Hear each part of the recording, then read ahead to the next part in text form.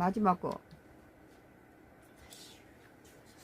음, 음, 예, 부어스. 예, 2026년도 1월 10일자 기사입니다. 공산당 국가에 한국의 핵심 군사 기술을 팔았다가 기술 유출을 강제하는 나라. 또 이런 경우도 있나요? 공산 국가가 첫 수출 왜 베트남이었나? 미국이 우리나라에다가 이렇게 뭐 중요한 것을 주지 않고 오히려 2차 대전 전범이 일본한테 많이 전수했어요.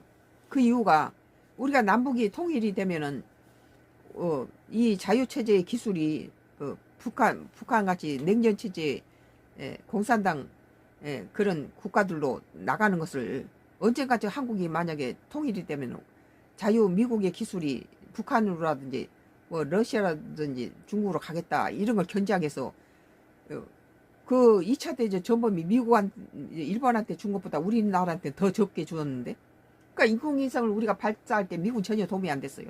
오히려 러시아에서 많이 도와줬죠. 그런데 그러니까 이제 각 나라에서는 자유체제에서는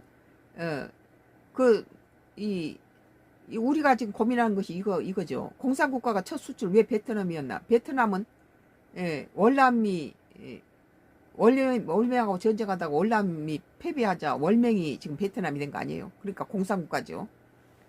근데 이 한국의 K9 자주포가 이 기술을 중국이 베낄 그런 가능성이 많다는 거예요. 2025년 7월 체결된 이번 계약은 한국과 베트남 정부가 G2G 정부 대 정부 형태로 추진된다. 계약에 따라 한화 에어로스 스페이스는 그러니까 팔아먹고도 걱정이 되는 거죠. 20분 후 K9 자주포와 지원 차량, 교육 훈련 패키지를 공급하면 물량은 2025년 말까지 순차 인도될 예정이다. 그러니까 무조건 팔아먹으면 안 돼요. 그러니까 트럼프가 뭐 이란이라든지 베네수엘라한테다가 부품을 안 줘버리고 또 우크라이나한테 팔아먹고 나서도 그 포 쏠 때는 나한테 허락받고 해. 이거예요. 무조건 팔아먹은 게 장땡이 아니란 거죠. 뭐 미국 제품이 나가고 뭐 공산군에 나가고 뭔 얼마 되지 않아서 중국이 똑같은 제품을 복제했다고 그래요. 베트남은 남중국해 분쟁과 국경 인접지역 긴장이 지속되는 상황에서 노후 소련제 견인포를 대체할 현대식 자주포가 절실했고, 한국은 인도, 호주, 폴란드, 이집트 등 10여 개국 수출 실적을 바탕으로 검진 등 체계, 가격 경쟁력을 내세워 경제에서 우위를 점했다. 이 거래는 한국 무기가 사회주의 일당체제 국가에 정식 수출된 첫 사례